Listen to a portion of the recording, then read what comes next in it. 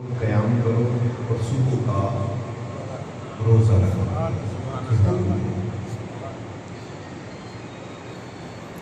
اور یہ اگر کوئی نہیں رکھ سکتا تو اس کو گناہ نہیں ہے۔ اگر کوئی روزہ نہ رکھ سکے اس پر کوئی گناہ نہیں ہے۔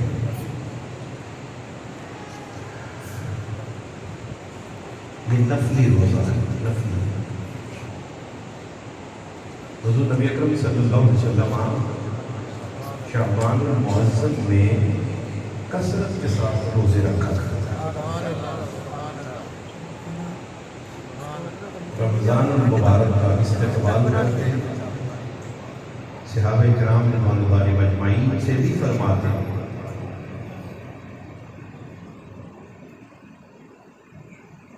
ما تستقبلون وماذا یستقبلکم، تم کس کا استقبال کر رہے ہو اور کون تمہارا استقبال کر رہا ہے؟ تو صحابہ کرام رضوان اللہ علیہم اجمعین عرض کرتے یا رسول اللہ کون آ رہا؟ فرمایا رمضان۔ رمضان المبارک کا باقاعدہ استقبال کیا جاتا، اس کو ریسیپشن کی جاتی۔ لیکن آپ ریسیپشن نہیں دیں گے تو کیا وہ رک جائے گا آنے سے؟ جی اس نے تو آنا ہی ہے، آپ روک بھی نہیں سکتے۔ تو جب حضور علیہ السلام کے نام لیوا ہے، کلمہ بھی ان کا پڑھتے ہیں، تو فرمایا ہم بھی استقبال کر رہے ہیں، تم بھی استقبال کرو۔ تو بحیثیت امتی، بحیثیت امتی ہماری خواہشات کو ختم ہو جاتی۔ تو ہمیں سب کو چاہیے کہ ہم رمضان المبارک کا باقاعدہ استقبال کریں۔ ہم تو سمجھتے ہیں کہ یہ فٹیگ پڑ گئی، فٹیگ 5 دنوں میں یہ چیز آتی ہے۔ تو شعبان المعظم کی یہ جو رات ہے، اس رات کے بارے میں فرمایا اس میں اللہ تعالی بے حساب بخشش فرماتا بغیر کسی حساب کے۔ بخشش بھی ہوتی ہے، مغفرت بھی ہوتی ہے، اور گناہ جھڑتے ختم کر دیے جاتے ہیں، مٹا دیے جاتے ہیں۔ اور بھی بہت ساری راتیں ہیں، جیسے لیلۃ القدر ہے، اسی طرح لیلۃ النصف من شہر شعبان ہے، 15ویں شعبان، اسی طرح رجب کی پہلی رات ہے، اس سے شب معراج بھی آ گئی اس میں، پھر ہر جمعرات، پھر ذی الحج کی جو راتیں ہیں وہ مختلف راتیں۔ اللہ پاک نے تو قدم قدم پر کرم نوازی فرمائی۔ اے بندے تو جب بھی تجھ سے کوئی بڑا عمل ہو جائے، خطا ہو جائے، تو میری بارگاہ پہ آ جا، میں خطاؤں کا معاف کرنے والا ہوں، میں بخشنے والا ہوں۔ اور اس کا کرم اتنا وسیع ہے، اتنا وسیع ہے کہ کوئی زمین سے لے کر آسمان تک گناہوں سے لت پت ہو کر بھی آ جائے تو اس کو بھی وہ صاف ستھرا کر کے نہلا دھلا کر واپس بھیجتا ہے۔ کوئی ایک لمحہ قبولیت کا اگر آپ کو مل گیا، ایک لمحہ آپ کا نظر رحمت کے نیچے آ گیا تو بیڑا پار ہو گیا۔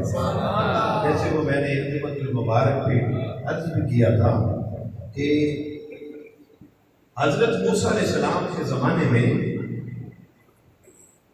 قحط سالی ہوئی، قحط پڑ گیا۔ وہ حضرت موسیٰ علیہ السلام کی بارگاہ میں حاضر ہوئے، حضور قحط سالی ہے، جانور مر رہے ہیں، بارش نہیں ہے، بھوک ہے، پیاس ہے، زمین میں سبزہ نہیں ہے، پانی کی قلت ہے، اور ذلیل و رسوا ہو گئے۔ فرمایا سب جمع ہو جاؤ۔ سب جمع ہوئے ایک مقام پر، جب سب جمع ہوئے وہاں بیٹھ کے پھر حضرت موسیٰ علیہ السلام نے اللہ کے نبی دعا باری تعالیٰ تیری بارگاہ میں ہم حاضر ہوئے ہیں، ہماری خطائیں معاف کر، ہمارے گناہ معاف کر دے اور بارش برسا۔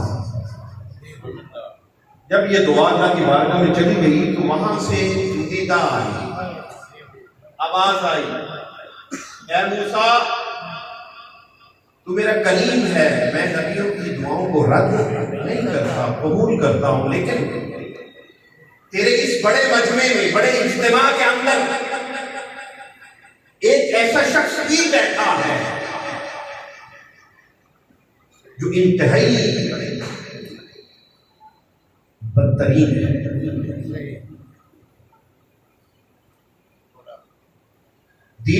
دین کا باغی ہے، اخلاقی اقدار سے بالکل دور ہے، نہ اللہ کی مخلوق اس سے خوش ہے میری اور نہ میں اس سے خوش ہوں۔ وہ اتنا گندا ترین انسان ہے، اگر وہ اس مجلس میں، اس اجتماع میں، اس نشست میں بیٹھا رہا تو بارش نہیں آئے گی۔ پہلے اس بندے کو اٹھاؤ، اس کو اپنے اجتماع سے باہر نکال، جب وہ باہر نکلے گا پھر دعا مانگنا، پھر میں بارش برساؤں گا۔ حضرت موسیٰ علیہ السلام نے اعلان فرما دیا کہ اس مجمع کے اندر ان گناہوں کا حامل شخص بیٹھا ہے جس نے اللہ رب العزت کے حقوق پامال کیے ہیں، اللہ کی مخلوق کے حقوق پامال کیے ہیں، نہ ماں باپ کی اس کو پرواہ ہے، نہ رشتہ داروں کی پرواہ ہے، نہ لین دین کے معاملات کی پرواہ ہے، نہ اس کو تجارت کی غرض ہے۔ جب تک وہ یہاں سے باہر نہیں جائے گا اللہ رب العزت کی ناراضگی ہمارے اوپر اسی طرح قائم رہے گی۔ وہ اٹھ جائے تاکہ سب کا بھلا ہو اور بارش برسے۔ جب یہ اعلان ہوا تو جس کے اندر کوئی اسپیسیفک سینز ہوتے ہیں، اسپیسیفک گناہ، اسپیشل، جس کو پتا ہوتا ہے کہ میرے اندر یہ خامی ہے، اس کو تو معلوم ہوتا ہے کہ یہ جو گناہ بیان ہوئے ہیں یہ تو میں ہوں، اس کو پتہ چل گیا۔ اب وہ سوچ رہا ہے اٹھوں تو پورے معاشرے میں بدنامی ہے، ممکن ہے اس کا بیٹا بھی اس میں بیٹھا ہو، اس کا باپ بیٹھا ہو، اس کا بھائی بیٹھا ہو، اس کی ساری فیملی خاندان کے ممبر بیٹھے ہوں، کتنے لوگ اس میں موجود ہوں گے، ممکن ہے اس کی معاشرے میں کچھ لوگ عزت بھی کرتے ہوں، کہتے میں اٹھوں گا، جاؤں گا، ذلیل و رسوا ہو جاؤں گا، اس میں ذلت ہے، رسوائی ہے۔ اگر نہیں اٹھتا تو تب بھی یہ لوگ میری وجہ سے بوال میں ہیں، میری وجہ سے ان پر عذاب ہے، کیا کروں؟ اس نے ادھر بیٹھے بیٹھے، توجہ رکھیے گا، اس نے ادھر بیٹھے بیٹھے ہی اللہ کی بارگاہ میں عرض کی، اللہ کی بارگاہ میں عرض کی، مولا اگر تجھے یہ پسند ہے کہ میں ذلیل و رسوا ہو جاؤں تو میں اٹھ کر چلا جاتا ہوں، اگر تجھے پسند ہے، اگر تجھے میری ذلت، میری رسوائی پسند نہیں ہے تو باری تعالیٰ میں تیری بارگاہ میں آخری دفعہ، آخری بار معافی کا طلبگار ہوں، معافی کا خواستگار ہوں، مولا مجھے آج معافی دے دے، اس لمحے مجھے معاف کر دے، آئندہ تیری بارگاہ میں کبھی بھی گناہ لے کر پیش نہیں ہوگا، کبھی بھی خطائیں لے کر نہیں آؤں گا، کبھی سیئات لے کر نہیں آؤں گا، کبھی اپنے اعمال کے اندر بدی لے کر نہیں آؤں گا، برائی لے کر نہیں آؤں گا، مولا مجھے معاف کر دے۔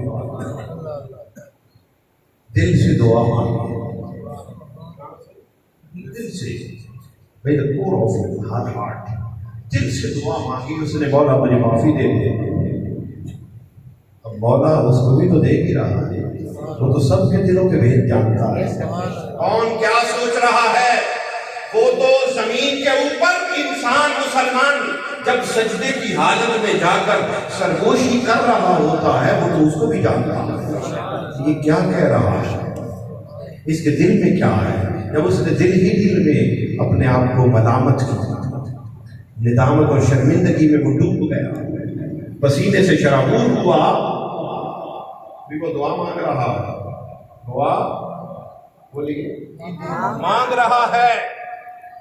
لوگ دیکھ رہے ہیں ابھی کون تھے تمہارے دن ہو، شاید یہ ہو، شاید یہ ہو، شاید یہ ہو، ایک دوسرے کی طرف دیکھ رہے ہیں، اچانک بارش شروع ہو گئی، بارش شروع ہو گئی۔ حضرت موسیٰ علیہ السلام بھی حیران ہوئے، سارے لوگ سب حیران ہیں کہ بارش کیسے ہوئی، وہ شخص تو نکلا نہیں، جو اعلان ہوا تھا اس اعلان کے مطابق تو کوئی باہر آیا نہیں، تو کیسے بارش برسی ہے، کیسے اس کی رحمت برسی ہے، کیسے چھم چھم کر اس کا کرم ہم پر برس رہا ہے، وہ کیسے اپنا فضل اٹھا رہا ہے، کیسے اپنا کرم اٹھا رہا ہے، کیسے اپنی لطف و عنایات کی بارش کر رہا ہے۔ بندہ تو بھی گیا کوئی نہیں۔ حضرت موسیٰ علیہ السلام نے خود عرض کی مولا بندہ تو اٹھا نہیں، فرمایا وہ جس کو ہم اٹھانا چاہتے تھے ایک لمحہ پہلے، جس کو ہم اٹھانا چاہتے تھے اسی کی وجہ سے بارش برسا، اسی کی وجہ سے سارے لوگوں کی کائیں پلٹ گئی۔ تاجدار کائنات صلی اللہ علیہ وآلہ وسلم کی بارگاہ میں خطاب فرماتے ہوئے ایک شخص کے آنسو گر گئے، صحابی رسول ہیں، آقا علیہ الصلوۃ والسلام نے جب اس کے آنسوؤں کی طرف دیکھا فرمایا تیرے آنسوؤں کی اتنی قیمت ہے، اگر ساری کائنات کے گناہگار تیرے پاس لا کر بٹھا دیے جاتے، تیرے ایک آنسو کی قدر اتنی ہے، اس آنسو کی وجہ سے سب کے گناہ۔ اے بندے تو آنسو بہانے والا تو نہ۔ آقا علیہ الصلوۃ والسلام نے فرمایا جس کے چہرے پر مکھی کے سر کے برابر، جس کے چہرے پر مکھی کے سر کے برابر میرے خوف سے ایک قطرہ بھی گر گیا، وہ اس کو جہنم سے باہر نکال، جہنم سے نجات دے دے، وہ اس کو جنت میں لے جائے گا۔ کیا ایک قطرہ کس طرح نکلا ہے؟ اس کے خوف سے، خشیت الہیہ سے، اس کے ڈر کی وجہ سے۔ اے بندے آج کی رات رونے کی رات ہے، گڑ گڑانے کی رات ہے، اس سے معافی مانگنے کی رات ہے۔ ایک قطرہ بھی گر گیا تو بیڑا پار ہو۔ قیامت والے دن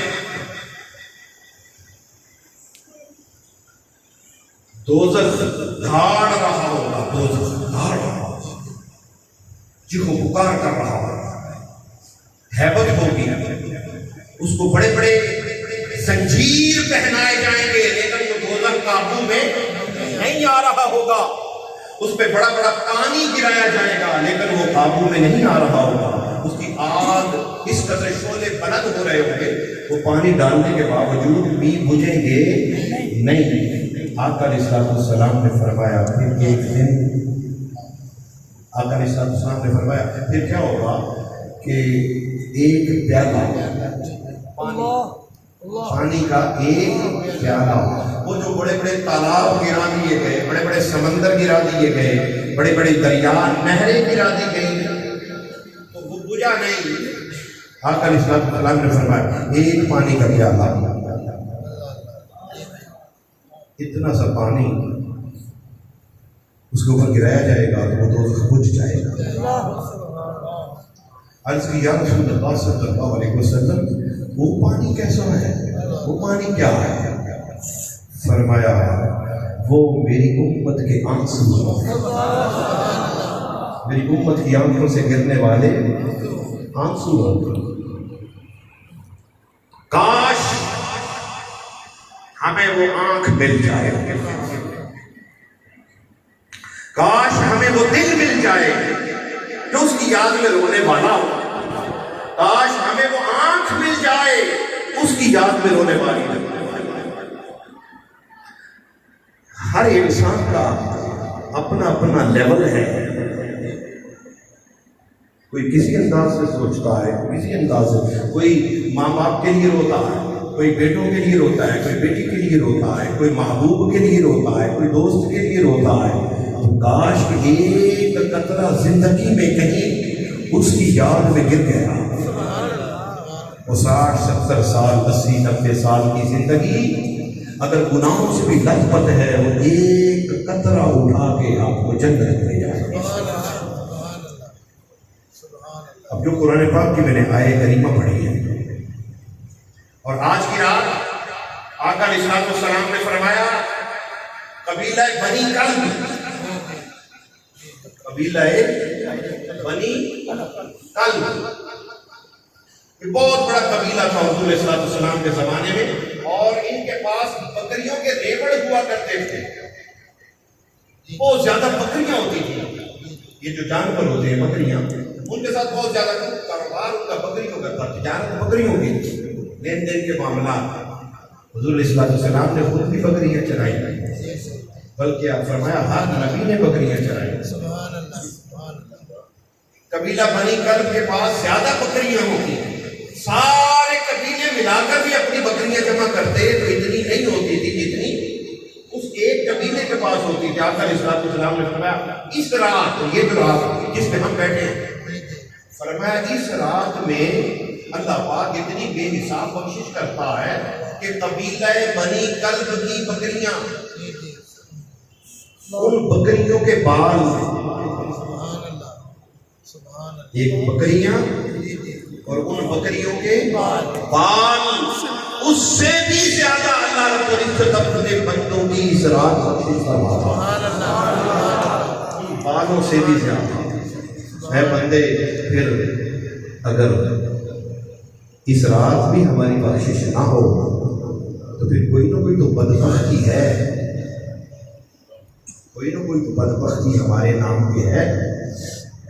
پھر آقا علیہ السلام نے فرمایا اس رات بے حساب بخشش ہوتی ہے، لیکن کچھ لوگ ایسے بھی ہیں جن کی بخشش نہیں ہوتی، اس رات بھی نہیں ہوتی۔ کچھ لوگوں کی بخشش، وہ بھلے نفل پڑھیں، وہ بھلے قرآن کی تلاوت کریں، وہ صلاۃ و تسبیح کریں، پڑھیں، وہ جو بھی عبادت کریں، اس رات وہ بھی بخشے نہیں جاتے۔ وہ کون لوگ ہیں؟ آقا علیہ السلام نے خود فرمایا اس رات مشرک نہیں بخشا جائے گا، مشرک جو اللہ کے ساتھ کسی اور کی عبادت کرتا ہو، اللہ کے ساتھ برابر کسی اور کو جانتا ہو۔ آپ سب بیٹھنے والے، میں گواہی دیتا ہوں، میں گواہی دے رہا ہوں اس رات، میں گواہی دے رہا ہوں، آپ سب میں کوئی بھی مشرک نہیں ہے۔ اس وقت مسجدوں کے اندر بیٹھ کر اس رات عبادت کرنے والے، ان میں سے کوئی بھی مشرک نہیں ہے۔ آپ کہیں گے کیسے؟ مشرک اس کو کہتے ہیں جو اس کے برابر کسی اور کو جانے، اللہ کے برابر کسی اور بات میں سے کوئی جانتا ہے؟ کوئی ولی غوث مطلب اس کے برابر، حتیٰ کہ تاجدار کائنات صلی اللہ علیہ وسلم کی ذات اقدس بھی مولا کے برابر بولیے نہیں ہے۔ جو محمد عربی صلی اللہ علیہ وسلم کو کسی طرح بھی اللہ رب العزت کے برابر جانے وہ کافر ہو جائے گا۔ ہاں، ہمارے آقا ہیں، ہمارے مولا ہیں، ہمارے مرشد ہیں، ہمارے مربی ہیں، ہمارے پیشوا ہیں، ہمارے رہنما ہیں، ہمارے آقا ہیں، ساری کائنات کے مولا ہیں، لیکن خدا نہیں۔ خدا آپ میں سے کوئی جانتا ہے وہ خدا نہیں؟ خدا ایک ہی ہے، اور وہی خدا ہے کائنات میں صرف ایک، جس کو میرے مصطفیٰ نے خدا کہا، اور کوئی خدا نہیں۔ فرمایا مشرک، لوگ فتویٰ لگاتے ہیں نا، یہ فلاں بھی مشرک ہے، فلاں بھی مشرک، ایسا نہیں۔ فتویٰ لگانے سے پہلے سوچنا چاہیے میں کیا کہنے جا رہا ہوں۔ مشرک کس کو کہتے ہیں؟ جو سمجھے کہ یہ خدا ہے، جو سمجھے کہ یہ میرا رازق ہے، جو سمجھے کہ یہ میرا خالق ہے، جو سمجھے کہ یہ میرا رب ہے، اس کے علاوہ کوئی مشرک ہو۔ اس رات مشرک بھی بخشا نہیں جائے۔ فرمایا اس رات چغل خور بھی بخشا۔ چغل خور کون ہے؟ لڑائیاں کروانے والا، اس کے بعد اس کو بتائی، اس کے بعد اس کو بتائی، اور آپس میں لڑائی کروائی۔ بھلے آپ ساری رات قرآن کی تلاوت کرتے رہے، لیکن آپ کے من میں وہ چیز سمائی ہوئی ہے کہ آپ چغل خور ہیں، آپ کی عادت ہے، تو اس رات آپ کی بھی بخشش نہیں۔ پھر فرمایا مشاہد، نمام، قطاع، چغل خور اور مشاہد جس کے دل میں کینہ ہو، بغض ہو دوسروں کے بارے میں، حسد ہو، اناد ہو، مکاری ہو اس کے ساتھ، اس کا دل صاف نہ ہو کسی کے بارے میں۔ یہاں ایک بات عرض کرتا چلوں، آقا علیہ السلام تشریف فرما ہے، صحابہ کرام رضوان اللہ مجمعین بیٹھے، فرمایا وہ شخص آ رہا ہے جو جنتی ہے۔ ایک صحابی تشریف لائے، انہوں نے اپنا وضو وغیرہ جیسے بھی ہو تشریف لے بیٹھے، سب ان کی طرف دیکھ رہے ہیں کہ کتنا اعلیٰ ہے، کتنا افضل ترین انسان ہے، جنت کی بشارت مل گئی ہے۔ آقا علیہ السلام نے فرمایا جو آئے گا وہ جنتی ہے۔ نشست برخاست ہوئی، وہ گھر چلے گئے، اگلا دن آیا، فرمایا جو آئے گا وہ جنتی ہے۔ سب نے دیکھا وہی ہے جو پہلے دن آیا۔ تیسرا دن پھر آ گیا، جو آئے گا وہ جنتی ہے، وہی ہے جو 2 دن پہلے آیا۔ غالباً حضرت عبداللہ بن عمر یا عبداللہ بن عباس رضی اللہ تعالیٰ، ان دونوں میں سے کوئی ایک اٹھ کے ان کے پیچھے ہو رہی ہے کہ پوچھو تو صحیح کہ عمل کیا ہے، کس وجہ سے جنت کی بشارت ملی۔ ان کو کہنے لگے میں آپ کے ساتھ کچھ دن رہنا چاہتا ہوں، رات گزارنا چاہتا ہوں یا دن گزارنا چاہتا ہوں۔ میں ٹھیک ہے چلے گئے، رات ان کے گھر میں رہے، دیکھتے رہے کہ یہ کرتا کیا کرنا تھا۔ وہ سو گئے، نماز پڑھی، سو گئے، وہ ساری رات جاگتے رہے کہ شاید کہیں نفل پڑھتا، شاید قرآن کی تلاوت کرتا ہے، شاید کہیں آتا جاتا ہے، خدمت خلق کرتا ہے، کچھ بھی نہیں۔ صبح فجر کی نماز پڑھی، پھر کہتے نظر تو کچھ نہیں آیا، پھر کہتے پہلے دن بھی رہنا، دن بھی ساتھ رہے، اس طرح سارے کام کرتے تھے، وہ بھی اسی طرح۔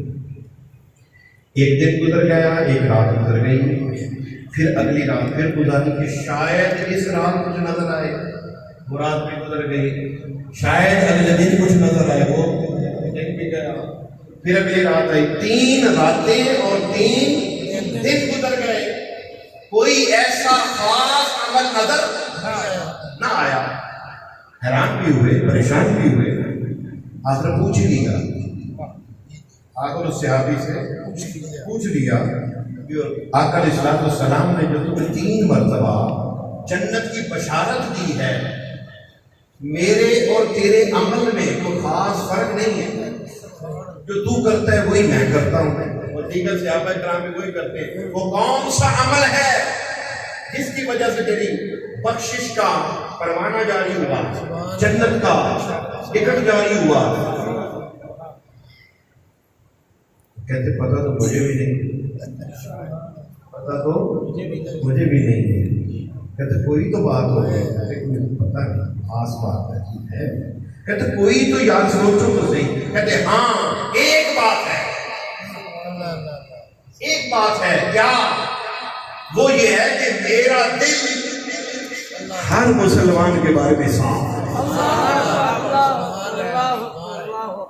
میرے دل میں بغض نہیں ہے, میرے دل میں کینہ نہیں ہے, میرے دل میں اناد نہیں ہے, میرے دل میں نفرت نہیں ہے, میرے دل میں حسد نہیں ہے, میرا دل صاف ہے. تو جب کسی کا دل صاف ہو پھر مولا کے انوار و تجلیات بھی تو اترتے ہیں. اور یہاں ایک عقیدہ واضح کر دوں, دل صحابی کا جانتے مصطفیٰ ہے, خشوع اور خضوع صحابی کا کہ دل میں کیا ہے وہ مصطفیٰ بھی جانتا. میرا رسول سب کچھ جانتا ہے, میرا رسول اتنا اعلیٰ ہے, اتنا عقل والا ہے, اتنا علم والا ہے, اور اتنی سلطنتوں کا مالک ہے, اور اتنے اختیارات کا مالک ہے, اور اللہ رب العزت کی طرف سے اتنے کمالات کا مالک ہے, اور اتنے فضائل, شمائل اور فضائل کا مالک ہے. وہ یہ بھی جانتا ہے میرا مصطفیٰ کہ کس کے گناہ کتنے ہیں, کس کی نیکیاں کتنی ہیں. آپ میں سے کسی کو معلوم ہے کہ میرے گناہ کتنے؟ نہیں. کسی کو معلوم ہے کہ اس کی نیکیاں نہیں. میرا مصطفیٰ جانتا. کیسے؟ ایک بات کر کے اپنی اگلی منزل کی طرف چلتے ہیں. آقا علیہ السلام سے سیدہ عائشہ صدیقہ نے عرض کی رضی اللہ تعالی عنہا, ام المؤمنین, عرض کی یا رسول اللہ صلی اللہ علیہ وسلم ایک سوال ہے. فرمایا ہاں کرو سوال. یا رسول اللہ سوال یہ جو آسمان پر ستارے ہیں اتنی نیکیاں بھی کسی کی ہیں؟ سوال دیکھیں کیسا ہے. آپ سے کیا جائے سوال تو آپ حیران ہوں گے کہ بابا مجھے کیا پتہ ستارے کتنے ہیں. اس کا مطلب یہ ہے کہ ام المؤمنین سیدہ عائشہ صدیقہ یہ بھی جانتی ہیں کہ مصطفیٰ کو ستاروں کا بھی علم ہے, ستاروں کی تعداد کا علم ہے. تبھی تو پوچھا یا رسول اللہ صلی اللہ علیہ وسلم فرما دیتے ہیں مجھے کیا پتہ اتنے ستارے ہیں, میں نے تو گنے ہیں. آقا علیہ السلام نے یہ نہیں فرمایا. کیا فرمایا؟ فرمایا ہاں مجھے پتہ ہے. ستاروں کتنی نیکیاں کس کی ہیں مجھے معلوم ہے. سیدہ عائشہ صدیقہ کا چہرہ, ام المؤمنین ہماری ماں, ان کا چہرہ متبسم ہوا. آقا علیہ السلام فرمانے لگے کس کا نام لیتے ہیں؟ آقا علیہ السلام نے فرمایا ہاں مجھے معلوم ہے کہ آسمان کے ستاروں جتنی نیکیاں کس کی. یا رسول اللہ کون؟ فرمایا فاروق اعظم. اللہ اکبر, اللہ اکبر. اے علی المرتضیٰ کے ماننے والوں, نعرے لگانے والوں, مصطفیٰ کی زبان اقدس سے یہ بھی جاری ہو رہا ہے کہ آسمان پر جتنے ستارے ہیں اتنی نیکیاں میرے فاروق اعظم. سبحان اللہ, سبحان اللہ. سیدہ عائشہ صدیقہ رضی اللہ تعالیٰ عنہ کا چہرہ اقدس پر تھوڑا سا ملال ہے, تھوڑی پریشان ہے. کیوں؟ کہ میرا بابا صدیق اکبر رضی اللہ عنہ وہ تو فاروق اعظم سے بھی پہلے اسلام لائے, وہ تو قریب رہتے ہیں. تھوڑا سا چہرے پر غم کے آثار آئے. آقا علیہ السلام نے فرمایا پریشان کیوں ہو گئی؟ یا رسول اللہ میں سوچ رہی تھی شاید آپ میرے ابو جی کا نام لیں, آپ میرے بابا جی کا نام لیں گے, والد محترم کا نام لیں گے, تو آپ نے چونکہ فاروق اعظم کا نام لیا ہے تو دل پہ تھوڑا سا, کیونکہ ہر بیٹی کو والد سے محبت ہوتی ہے. وہ چلی بھی جائے بیٹے کو محبت نہیں کرتے جو بیٹیاں کرتے, اور پھر بھی ہم بیٹیوں کو فارغ کرنے کے بعد فارغ ہی کر دیتے ہیں. یاد رکھیں فارغ ہونے کے بعد بھی وہ فارغ نہیں ہوتی. کیوں؟ اگر فارغ ہونے کے بعد فارغ ہو چکی ہوتی تو سیدہ فاطمہ الزہرا کبھی بھی سلام اللہ علیہ سوال نہ کرتی آ کر یا رسول اللہ میں تھک جاتی ہوں مجھے بھی ایک پانتی چاہیے. آیا نہیں؟ شادی کے بعد کہا. اس کا مطلب یہ ہے کہ بیٹی کا باپ پر حق رہتا ہے. ہم تو ان کا حق کھا جاتے ہیں, اسے نہیں دیتے. ان کے حصے ہی نہیں دیتے، کاٹن پہنتے ہیں، ٹوپا داڑھی بھی پوری لمبی، اور جناب تہجد گزاری کی ہے سارا ہے، تو خود کو ڈاکو بن کے بیٹھا ہے بیٹی کے حصے پر۔ بیٹی کا حصہ جب تک نہیں دے گا تیری نماز کہاں قبول ہوگی، تیرا روزہ کہاں قبول ہوگا، تیرا حج کہاں قبول ہوگا؟ جیسے بیٹے کو حصہ دے رہا ہے وہ بھی اللہ کا حکم ہے، اور یہی اللہ کا حکم ہے، یوصیکم اللہ فی اولادکم للذکر مثل حظ الانثیین، یہ قرآن کی آیت ہے کہ بیٹے کے 2 حصے، بیٹی کا 1 حصہ دیتے ہو۔ بیٹا تم اپنا پرا رکھنا ہے کہ حصہ رکھنا ہے؟ کیوں اپنے اوپر بوجھ ڈال کر جا رہا ہے؟ قبر کے اندر اور حشر میں مصطفیٰ کو کیا منہ دکھائے گا؟ مولا کی بارگاہ میں کیا منہ لے کر جائے گا کہ تیری نمازوں کو میں کیا کروں؟ تو اپنی بیٹی کے حق پر ڈاکہ مار کے آتا۔ اس پر بھی ہمیں غور کرنا چاہیے، اس سے دینے چاہیے حصہ۔ ہاں آپ کو معلوم ہے اگر کہ میرے مرنے کے بعد، وراثت کا لفظ وفات کے بعد ہے، میرے مرنے کے بعد میرے بچے گڑبڑ کریں گے تو پہلے ہی دے جاؤ گے۔ اگر آپ کو معلوم ہے کہ میرا بیٹا 1 2 3 4 5 جتنے بھی ہیں، اللہ تعالیٰ سب کو سلامت رکھے، جتنے بھی ہیں کہ گڑبڑ کریں گے تو حصہ پہلے ہی دے جاؤ گے۔ اگر تربیت اچھی کی ہے تو پھر کہنے کی ضرورت نہیں۔ اگر وہ قرآن کے نور کو سمجھتا ہے، حدیث کے نور کو سمجھتا ہے، مصطفیٰ کے فرمان کو سمجھتا ہے، اللہ رب العزت کے فرمان کو سمجھتا ہے، پھر تو کہنے کی ضرورت ہی نہیں، اس کی تربیت ہو چکی۔ جی واپس آئیں۔ سید عائشہ صدیقہ رضی اللہ تعالیٰ عنہ عرض کیا رسول اللہ میں نے سمجھا تھا کہ آپ میرے بابا کا نام لے، آقا علیہ السلام نے فرمایا عائشہ سن، آسمان پر جتنے ستارے اتنی نیکیاں فاروق اعظم کی، فاروق اعظم کو بھی شاید خبر صحابی رسول ہے، ان کو تو سارا ہی پتا ہے، لیکن اس طرح کی اتنی باریکی کی شاید ان کو بھی خبر نہ ہو، لیکن خبر چونکہ مصطفیٰ کے صلی اللہ علیہ وسلم کے غلام ہیں تو وہ بھی سب کچھ جانتے ہیں۔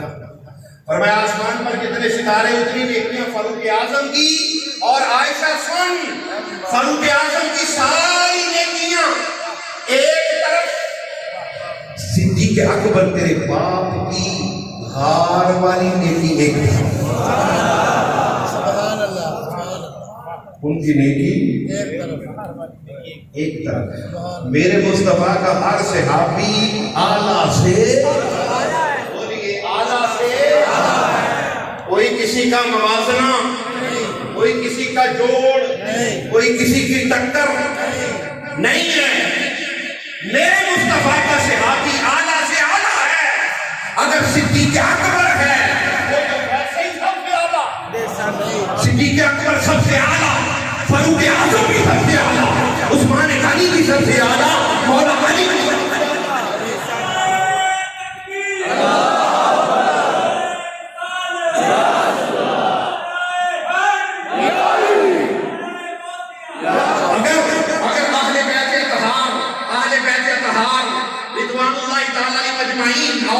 صحابہ کرام رضوان اللہ علیہ مجمعین کی آپس میں کوئی ٹکر ہوتی، کوئی ٹسل ہوتی، کوئی لڑائی ہوتی، کوئی منافرت ہوتی، کوئی مخاصمت ہوتی، کوئی مناقشت ہوتی، کوئی جھگڑا ہوتا، تو کبھی بھی فاروق اعظم اس وقت یہ نعرہ نہ لگاتے جب مولا علی کے لیے فرمایا تھا من کنت مولا فہذا علی مولا، جس کا میں مولا اس کا علی مولا۔ فاروق اعظم کو کوئی تصل ہوتی تو اٹھ کر نعرہ کیوں لگاتے بس بس لک یمن ابی طالب، اے ابو طالب کے بیٹے تجھے مبارک ہو، اصبحت وامسیت مولا مولا کل مومن، اے علی آج سے تو فاروق اعظم کا اور ساری کائنات کا مولا بن گیا۔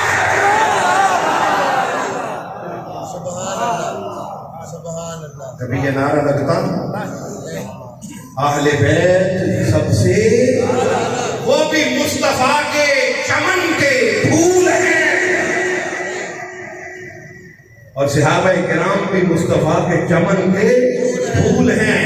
ہر پھول کی خوشبو الگ الگ ہے. کبھی پھول سے بدبو بھی آتی ہے نہیں. یہ ہر کوئی پھول ہے اور اس کے اندر مصطفیٰ کا عکس نظر آتا ہے, مصطفیٰ کے جمال کا عکس نظر آتا ہے, مصطفیٰ کی تربیت کا عکس نظر آتا ہے, مصطفیٰ کے عشق کا عکس نظر آتا ہے, مصطفیٰ کی محبت کا عکس نظر آتا ہے. سبحان اللہ. بے شک بے شک. تو یہ عقیدہ بھی ہمیں درست رکھنا. سبحان اللہ. بعض نادان لوگ موازنہ کرتے ہیں, صحیح. نادان لوگ موازنہ کرتے ہیں. بھئی تجھے کس نے حق دیا ہے موازنے کا؟ لیکن موازنہ استاد شاگرد کا کر سکتا ہے نا, کمپیریزن کر سکتا ہے نا استاد شاگرد, دونوں دو شاگرد ہیں اس کے, وہ کہہ سکتا ہے یہ شاگرد زیادہ اچھا ہے, یہ زیادہ اچھا نہیں. استاد پہلے نہیں بتا دیتے کہ اس کی بورڈ میں پوزیشن ہے اور یہ فیل ہو جائے گا, کہتے ہیں استاد کرتا ہے نہیں, اس کی اپنی ایک اسسمنٹ ہے, اس کی اپنی ایک ججمنٹ ہے. استاد کمپیریزن کرے اپنے شاگرد کا, امتی کمپیریزن کرے اپنے رسول کا, امتی کمپیریزن کرے صدیق اکبر کا, امتی کمپیریزن کرے اہل بیت کا. بابا جن کی وجہ سے یہ اسلام ہے, جن کی وجہ سے ایمان ہے, جن کی وجہ سے مسجدیں ہیں, جن کی وجہ سے یہ تمہارا دین ہے, جن کی وجہ سے ساری تعلیمات ہے. اگر حسین نہ ہوتے تو قرآن ہوتا؟ بتائیے. صحابہ نہ ہوتے تو قرآن ہوتا؟ نہیں. اللہ رب العزت نے حفاظت کا ذمہ لیا ان کے ذریعے سے, ان کے ذریعے سے. اللہ اکبر. تو آج کی رات قبیلہ بنی کلب کی بکریوں کے بالوں سے بھی زیادہ بخشش ہے. تو جو آج کی رات بھی سو گیا پھر اس کا وقت سو گیا. آج کی رات کی خوش بختی یہ ہے, اس رات پچھلے گناہ بخشوا لیے جائیں. جیسے آئیے قرآن کرتے اللہ پاک نے فرمایا ثم قست قلوبکم, پھر تمہارے دل سخت ہو گئے, دل سخت ہو گئے. ثم قست قلوبکم من بعد ذلک, پھر اس کے بعد تمہارے دل سخت ہو گئے. فَهِيَ كَالْحِجَارَةِ, یہ سورۃ البقرہ کی آیت نمبر 74, ورسز نمبر 74, آیت نمبر 74, 74 پہلا پارہ. فرمایا تمہارے دل اتنے سخت ہو گئے جیسے پتھر ہوتے ہیں, کالحجارہ, پتھروں کی طرح. او اشد قسوہ, بلکہ پتھروں سے بھی زیادہ سخت ہو گئے. ایک انسان کا دل گوشت کا ایک ٹکڑا ہے, گوشت کا ایک ٹکڑا. فرمایا اتنی سختی, کون فرما رہا ہے؟ مولا. اتنی سختی کہ پتھروں کی طرح, بلکہ پتھروں سے بھی زیادہ. او اشد قسوہ, پتھروں سے بھی زیادہ سختی آ گئی دلوں میں. اور دل کا سخت اور جھگڑالو انسان, ہر بات میں لڑنے والا, ہر بات میں جھگڑا کرنے والا, آقا فرماتے ہیں صلی اللہ علیہ وسلم وہ اللہ کو پسند نہیں. دل کا سخت مولا کو پسند نہیں. اچھا وہ درمیان میں بات رہ گئی اس رات کی جو بخشے نہیں جائیں, اس میں ویسے عرض کر دیتا ہوں تاکہ اس طرف ہم آ جائیں. چغل خور, مشرک, جس کے دل میں بغض ہے, ماں باپ کا نافرمان, ماں باپ کا, جس کی وجہ سے اس کی ماں کا دل ٹوٹ چکا, جس کی وجہ سے اس کے باپ کا دل ٹوٹ چکا, جس کی وجہ سے اس کے باپ کی آنکھوں میں آنسو آ جاتے, اس کی تکلیف کی وجہ سے, اس کے دکھ کی وجہ سے, اس کی بے ادبی کی وجہ سے, اس کی گستاخی کی وجہ سے, اس کی بد اخلاقی کی وجہ سے, اس کی بدتمیزی کی وجہ سے, اس کی بد تہذیبی کی وجہ سے وہ باپ اپنی آنکھیں جھلک دے, یاد رکھ ادھر ماں کی آنکھیں چھلکے یا باپ کی، اوپر سے اللہ کا عرش ہلتا ہے، کانپ جاتا ہے۔ اس رات ماں باپ کا نافرمان بھی بخشا نہیں جائے گا، اس رات شراب پینے والا بھی بخشا نہیں جائے گا، نہیں جائے گا، اس رات زانی بد کردار بدکار بھی بخشا نہیں جائے گا، نہیں جائے گا۔ ہاں اس رات رشتہ داریاں بالکل توڑ دینے والا، ختم کر دینے والا، صحیح، قطع تعلقی کرنے والا وہ بھی بخشا۔ نہیں جائے گا، اگر ہم خود جھانکیں، اللہ اللہ، جان کے دیکھیں، میں کہاں کھڑا ہوں، صحیح، انکلوڈنگ می، جی جی، میں اس میں شامل ہوں آپ کے ساتھ، سارے اس کو دیکھیں، پھر اس رات معافی مانگیں اور سب کو معاف کر دیں، سبحان اللہ، سب کو معاف کر دیں، معاف کر دیں۔ اور اللہ معاف کرنے والوں کو بڑا ہی پسند کرتا ہے۔ سبحان اللہ، سبحان اللہ، کوئی کسی کے دروازے پہ معافی مانگنے آئے، وہ کہتے میں نے نہیں معاف کرنا، ذرا دیکھو تو صحیح کس کا بندہ ہے، بنتا کیا، تیرے دروازے پہ آیا ہے اور تو نے دھتکار دیا، اللہ اللہ، تو جب تو اس کے دروازے پہ جائے گا وہ تو خالق و مالک ہے، وہ تیرے ساتھ پتہ نہیں کیا کیا کرے گا۔ کریں، صحیح، تو اتنا دل سخت نہ کرو کہ وہ پتھر جیسا ہو جائے، بلکہ پتھروں سے بھی زیادہ سخت ہو جائے۔ مولا کیا فرما رہا ہے؟ وَإِنَّ مِنَ الْحِجَارَةِ لَمَا يَتَفَجَّرُ مِنْهُ الْأَنْهَارُ، تم پتھروں کی بات کرتے ہو، پتھر بھی بعض ایسے ہیں لَمَا يَتَفَجَّرُ مِنْهُ الْأَنْهَارُ کہ ان میں سے بھی دریا بہہ نکلتے ہیں، اللہ اللہ، سبحان پتھروں سے بھی دریا بہہ نکلتے ہیں۔ اگر پتھروں سے دریا بہہ نکلے، اور انسان تو مصطفیٰ کا امتی ہے، تو تیری آنکھوں سے ایک آنسو بھی نہ بہے، تیری آنکھ سے ایک قطرہ بھی پانی کا نہ نکلے، اس کی بارگاہ میں کیسے جائے گا؟ وَإِنَّ مِنَ الْحِجَارَةِ لَمَا يَتَفَجَّرُ مِنْهُ الْأَنْهَارُ، کچھ پتھر بھی ایسے ہیں کہ جن کے اندر سے ندیاں نکلتی ہیں، صحیح، دریا بہہ نکلتے ہیں، نہریں نکلتی ہیں، پتھر۔ وَإِنَّ مِنْهَا لَمَا يَشَّقَّقُ فَيَخْرُجُ مِنْهُ الْمَاءُ، اور کچھ پتھر ایسے ہیں جو پھٹ جاتے ہیں، ان میں سے بھی پانی نکلتا ہے۔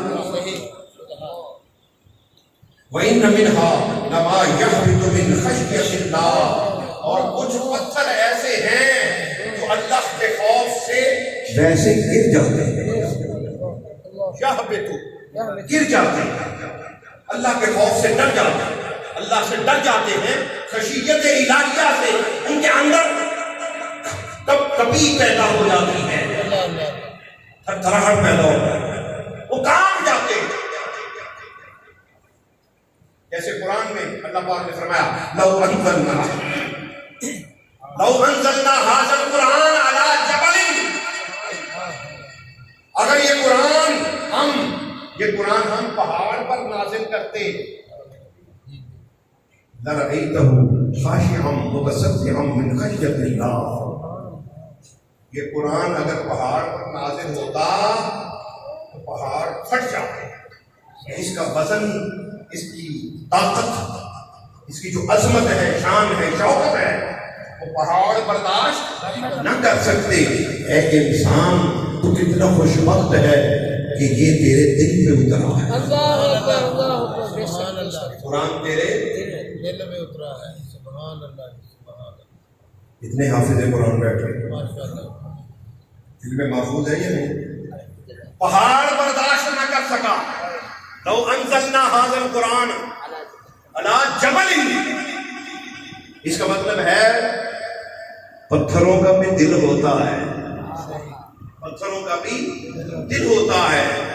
ہم کہتے ہیں نا انسان بڑا پتھر دل ہے، وہ پتھر بھی تو کبھی کبھی نرم ہو جاتے ہیں۔ ایک پتھر بھی نرم ہوا تھا، ایک پتھر نرم ہوا یا نہیں؟ خانہ کعبہ کے اندر کتنے بت تھے، تاجدار کائنات صلی اللہ علیہ وسلم نے ایک ایک کر کے سارے گرائے، خانہ کعبہ کو، بیت اللہ کو پاک کیا یا نہیں؟ پاک کر دیا۔ پھر ایک پتھر ایسا بھی ہے، باقی سارے اٹھا کے باہر پھینک دے، ایک وہاں لگا دیا، وہاں لگا کر کہا فَاتَّخِذُوا من مقام ابراہیم مصلی۔ اے لوگو، جب تم عمرہ کرنے آؤ، حج کرنے آؤ، طواف کرنے کے بعد وہ پتھر تھے بغیر نسبت کے، وہ تو خالی پتھر تھے، ان کو اٹھا کے پھینکا باہر، اور وہ پتھر جن کو نسبت میرے خلیل سے ہو گئی، ابراہیم سے ہو گئی، جب تم طواف کرنے آؤ وہ نفل اس پتھر کے پاس کھڑے ہو کر بھی پڑا۔ پتھر نرم کیسے ہوا؟ وہ پتھر نرم اس طرح ہوا تھا کہ جب وہ تعمیر ہو رہی تھی بیت اللہ شریف کی، جب تعمیر ہو رہی تھی، وہاں جب تعمیر مکمل ہو چکی، حضرت ابراہیم اور حضرت اسماعیل علیہ السلام دونوں نے دعا مانگی،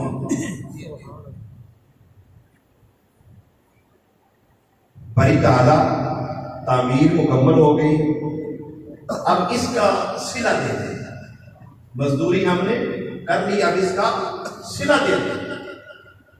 صلہ کیا؟ کہ ہماری نسل سے ایک رسول بھیج، سبحان اللہ، سبحان اللہ، سبحان اللہ، ہماری نسل سے ایک رسول بھیج، ہماری نسل سے وہ آمینہ کا لال ہماری نسل میں کر دے، وہ اسماعیل کی نسل میں سے کر دے، ابراہیم کی نسل میں سے کر دے۔ جب یہ دعا مانگی، تاجدار کائنات صلی اللہ علیہ وآلہ وسلم کی نسبت کا خیال آیا، وہ جس پتھر پر کھڑے تھے وہ محمد عربی کی نسبت سن کر پتھر نرم ہو گیا، پتھر کے اندر پاؤں پہ بست ہو گئے۔ مولانا نے فرمایا کہ جس پتھر کے اندر پاؤں پہ بست ہوئے، ابراہیم تیری بھی نسبت، اسماعیل تیری بھی نسبت، اور آمینہ کے لال کی بھی نسبت، سارے پتھر نکال دو اور یہ خانہ کعبہ کے اندر لگا دو۔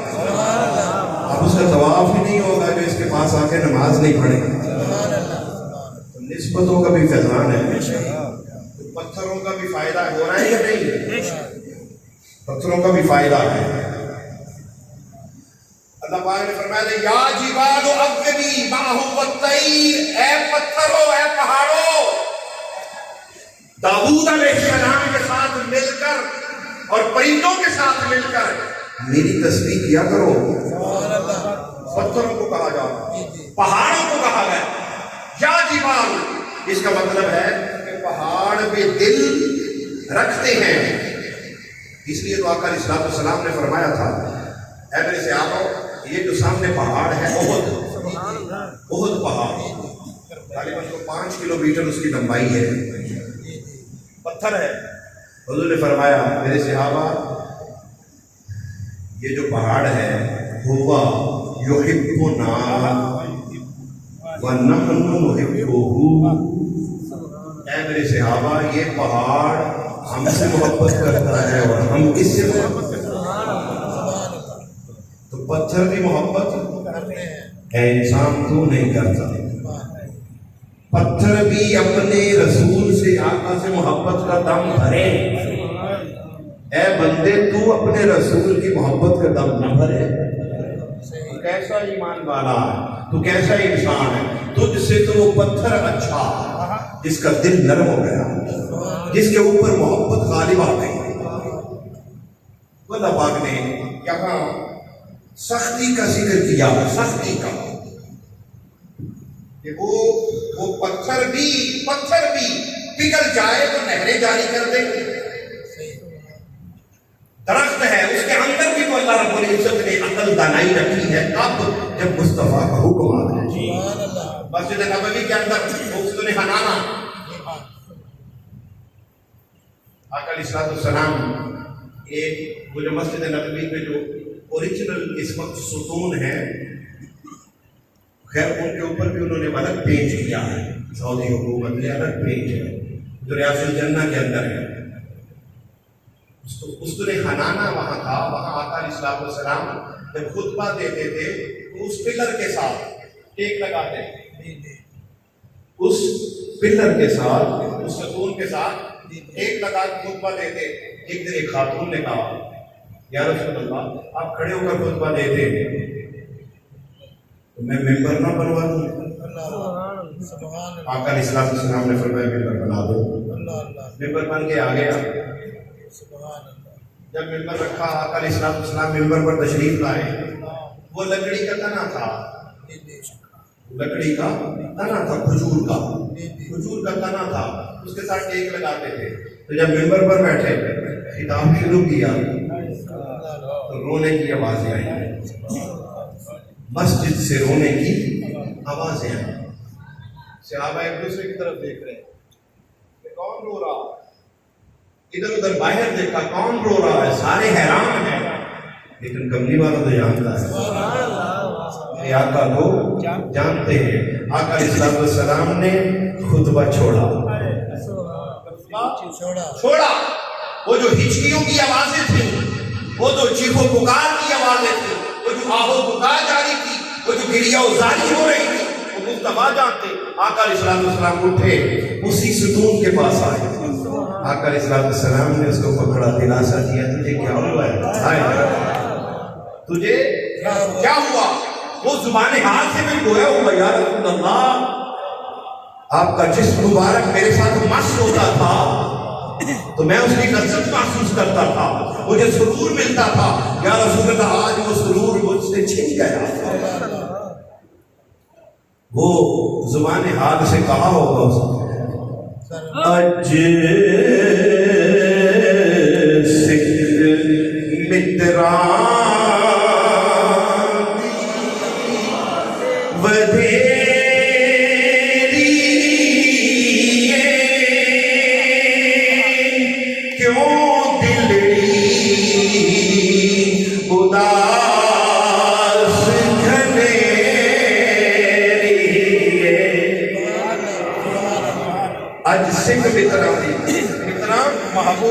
محبوب کی آج سکھ ہے، بدھیری یعنی محبوب کی سکھ کھینچ بد گئی ہے. کیوں دلڑی اداس گھنیری، آج دل بڑا ہی اداس ہے. اج سکھ متران دی بدھیری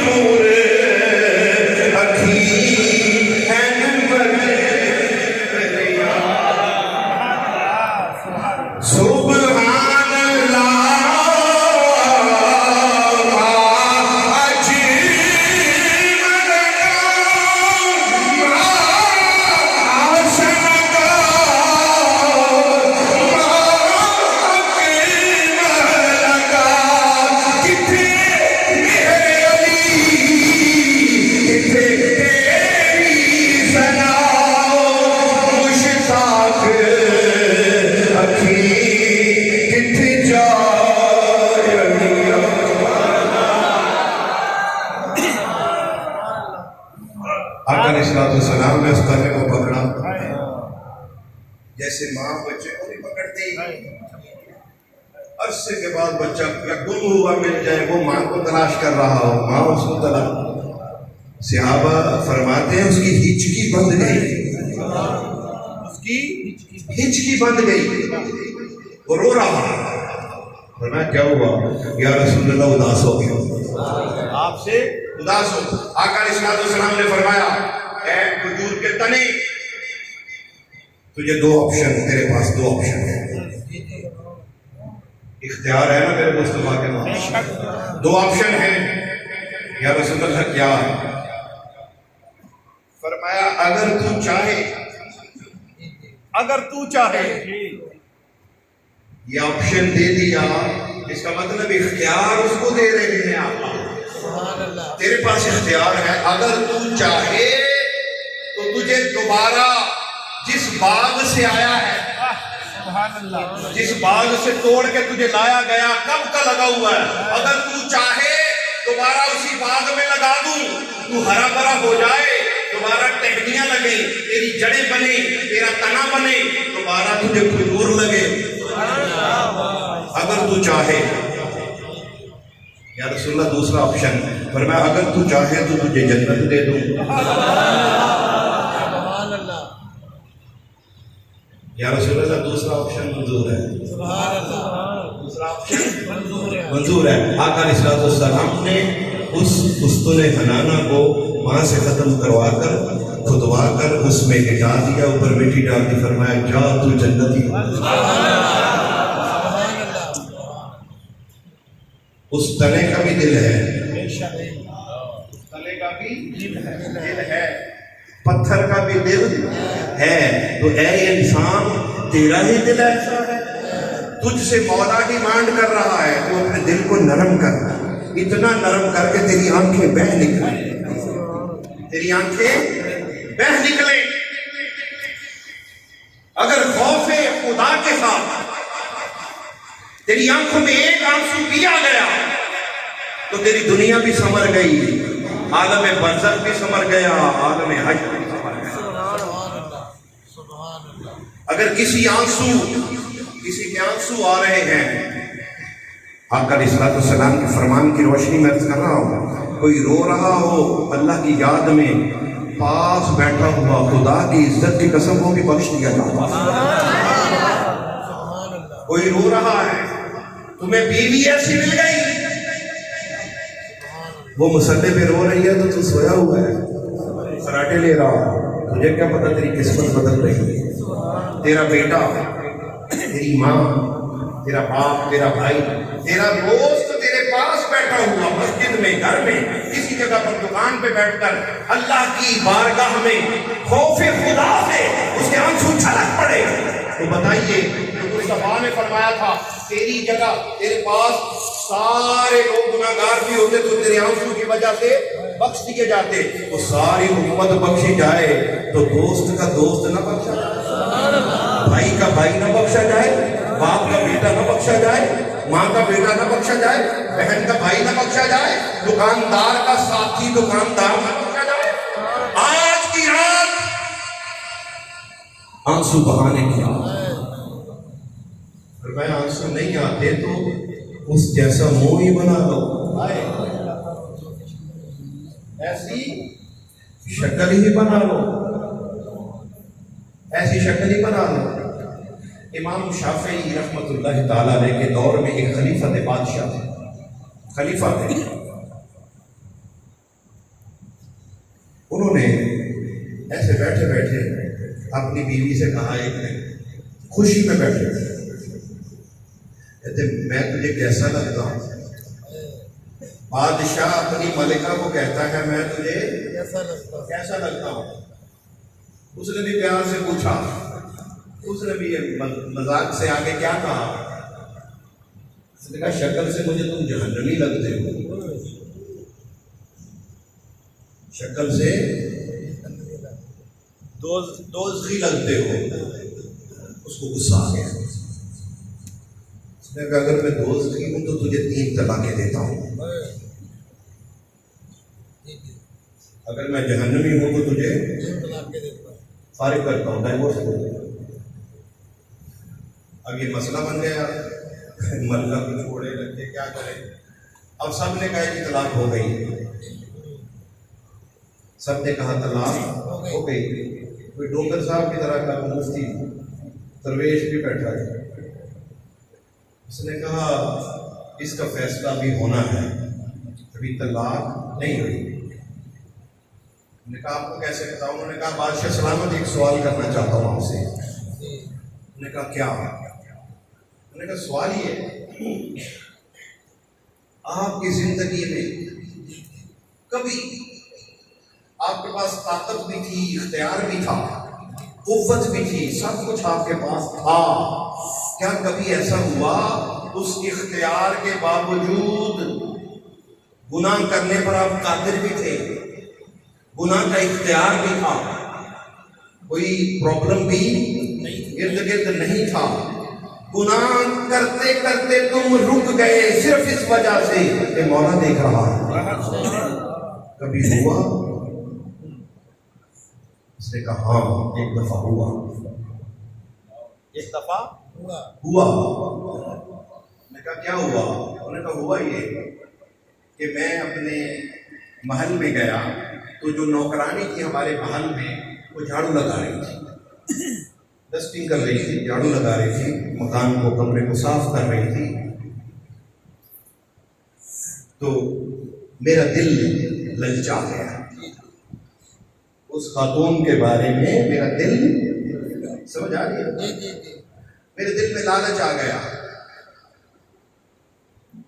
کہ میں اس کے ساتھ بدعمالی کروں، بدعملی کروں۔ میرے پاس قوت بھی تھی، طاقت بھی تھی، میرے دروازے بھی سارے بند کر دیے۔ کہتے جب میں نے اس کو اپنے پاس بلایا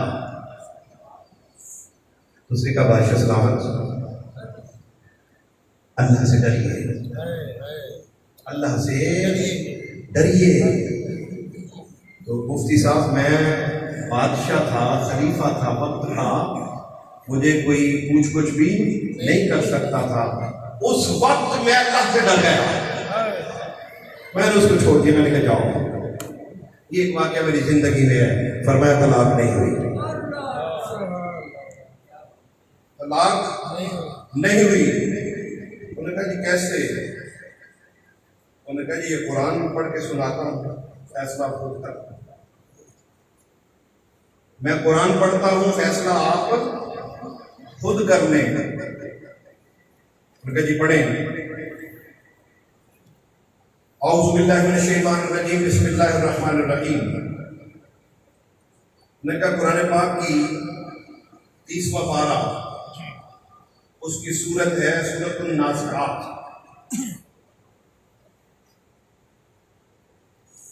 اما من خاف مقام ربہ ونہى النفس عن الہوى فإن الجنة هي المأوى۔ میں کبھی اس کا ترجمہ بھی کروں، میں کہا مولا نے فرمایا سورۃ النازعات پارہ نمبر 30، دوسری سورہ ہے۔ اللہ پاک نے فرمایا فَأَمَّا مَنْ خَافَ مَقَامَ رَبِّهِ وَنَهَى النَّفْسَ عَنِ الْهَوَىٰ، اور جو اپنے رب کے سامنے کھڑا ہونے سے ڈر گیا، اپنے رب کے سامنے کھڑا ہونے سے ڈر گیا، اما من خاف مقام ربہ ونہى النفس عن الہویٰ، اور اپنی خواہش سے ہٹ گیا، فإن الجنة هي المأوى، وہ جنتی ہے، وہ جنتی ہے۔ تو بادشاہ سلامت آپ نے اس کو چھوڑا صرف اس غرض سے کہ مولا مجھے دیکھ رہا ہے، مولا خشیت الہیہ اتر آئی، اللہ کا ڈر تیرے دل میں آ گیا، خوف تیرے دل میں آ گیا، تو اللہ کی بارگاہ میں جانے سے ڈر گیا کہ میں جواب کیا دوں گا۔ جب تو ڈر گیا تو اپنے عمل سے پلٹ آیا، واپس آ گیا، دروازے کھول دیے، اس کو باہر جانے دیا، اسی لمحے تو جنتی ہو گیا۔ اور تو نے کہا تھا اس تیری بیوی نے کہا تھا تو جہنمی ہے، آپ نے کہا اگر میں جہنمی ہوں تو تجھے طلاق، تو جہنمی نہیں ہے، نہ تو جہنمی ہے نہ اسے طلاق ہوئی، تو بھی جنتی وہ بھی جنتی، وہ بھی۔ آقا علیہ السلام نے فرمایا بنی اسرائیل میں ایک شخص نے اپنے بچوں سے کہا جب میں مر جاؤں مجھے آگ لگانا، جلا دینا، میری راکھ بنانا، جب راکھ بن جائے تو اڑا دینا۔ انہوں نے ایسے کیا، اڑا دیا۔ اللہ پاک نے حکم دیا ذرات کو مل کر اور اس کو میرے سامنے، سارے ذرات ملے اکٹھے ہو کر پھر اللہ کی بارگاہ میں اس کو پیش کیا گیا۔ اس بندے کو پوچھا یہ تو کیا عمل کر کے آیا؟ باری تعالیٰ میرے پلے کچھ نہیں تھا، میرے پلے کچھ نہیں تھا، تو تیری بارگاہ میں آنے سے ڈر رہا تھا، اس لیے میں نے بچوں سے کہا مجھے مار دینا، جلا دینا، بکھیر دینا، نہ میں کٹھا ہوا دینا صاف ہونا۔ اللہ پاک نے فرمایا تجھے معلوم ہے نا میرے پاس طاقت ہے، قدرت ہے، جا تجھے ایک نہیں 2 جنتیں دے رہا ہوں۔ کتنی؟ 2 جنتیں۔ کیوں؟ قرآن پاک میں سورۃ الرحمن وَلِمَنْ خَافَ مَقَامَ رَبِّهِ جَنَّتَانِ، جو اللہ کی بارگاہ میں کھڑا ہونے سے ڈر گیا، صرف یہی اس کے دل میں ہے کہ جواب کیا دوں گا، تو اس وجہ سے ڈر گیا، فرمایا ایک نہیں 2 جنتیں۔ اے بندے تو اس کی بارگاہ کا خوف تو طاری کر، اس کی بارگاہ کا خوف اپنے اوپر طاری کر۔